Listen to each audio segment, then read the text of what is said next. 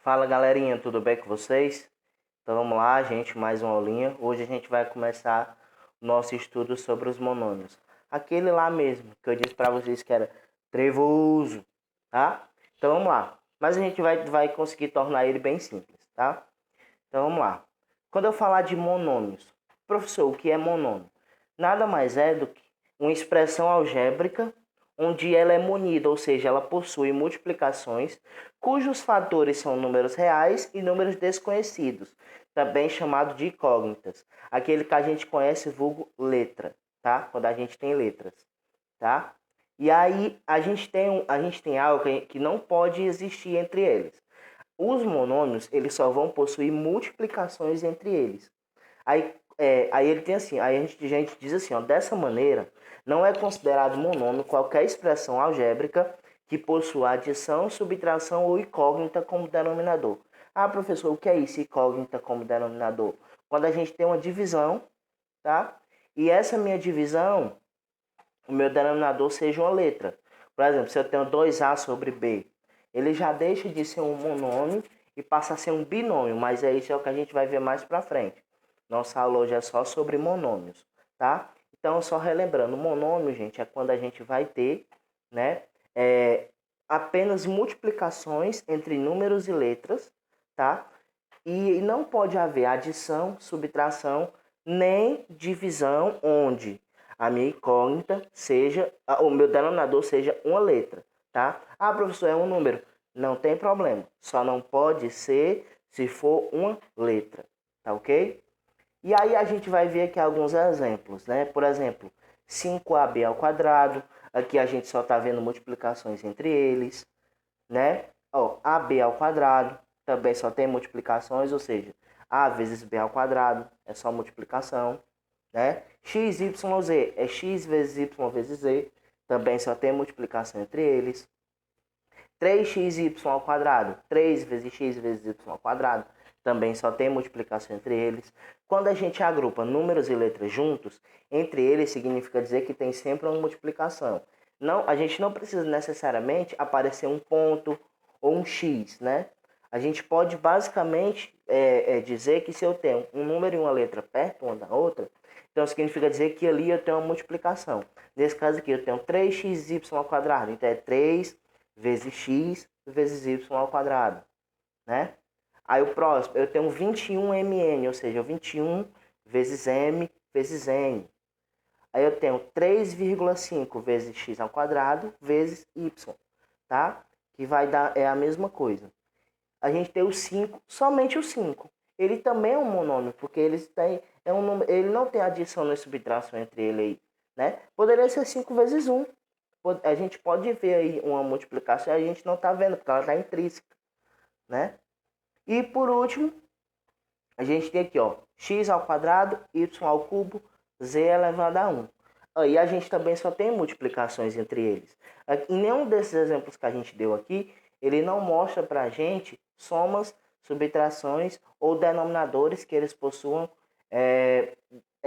parte literal, ou seja, letra, né? Então aqui a gente só tá tendo multiplicações entre esses números e essas letras, tá? Isso é o que a gente chama de monômio. E aí agora a gente vai ver aqui as partes de um monômio, tá? Elas são divididas em duas. A primeira é a parte literal. Ah, professor, o que é uma parte literal? É aquela parte onde ela possui apenas letras. Todas as letras que aparecem na minha expressão algébrica é o que a gente chama de parte literal, tá? Ah, professor, então, e o número? O número, gente, é o que a gente vai chamar de parte numérica. A parte numérica é a parte do monômio que possui apenas números. Como o próprio nome já diz, numérica, números. Literal, letra, tá? Isso a gente não pode esquecer. Ela é sempre dividida dessa forma.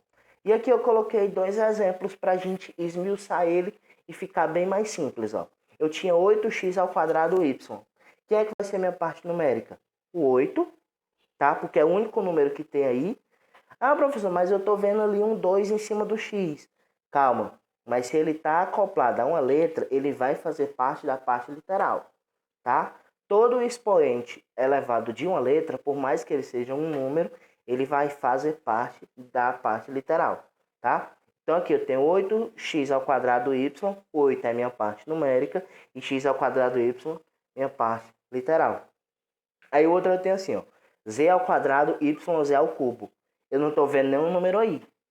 Será que ele, né, gente, não tem nenhum número aí? Tem sim, gente. Quando aparecer a parte literal e não aparecer nenhum número na frente dele, significa dizer que a gente tem sempre 1. Porque a gente sabe que os monômios eles têm multiplicações. E qual é o único número que eu vou multiplicar por essa parte literal que ela não vai alterar? Vamos lembrar quando a gente estudava no quinto, quarto ano, aquele velho nomezinho chamado elemento neutro. Quem é o elemento neutro na multiplicação?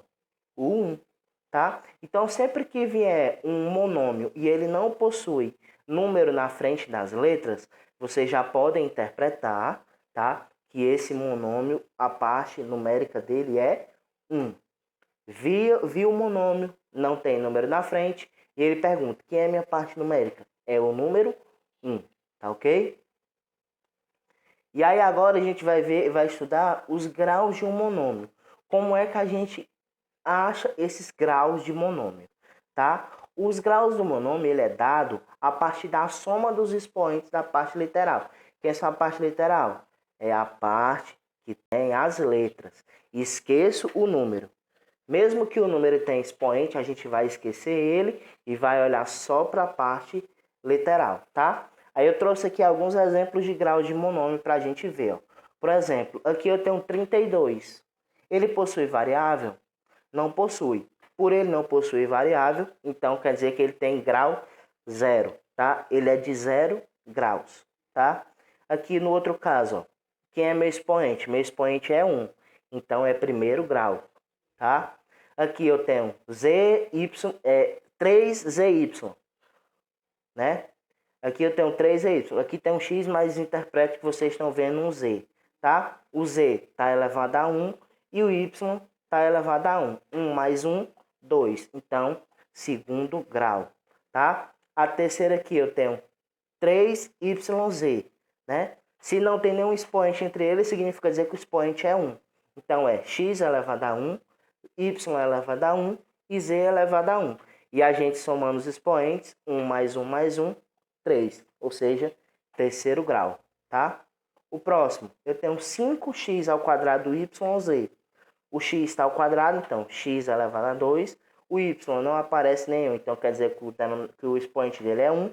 E o z também não aparece, também o expoente é 1. Então vai ficar 2 mais 1, 3, com mais 1, 4, quarto grau, tá?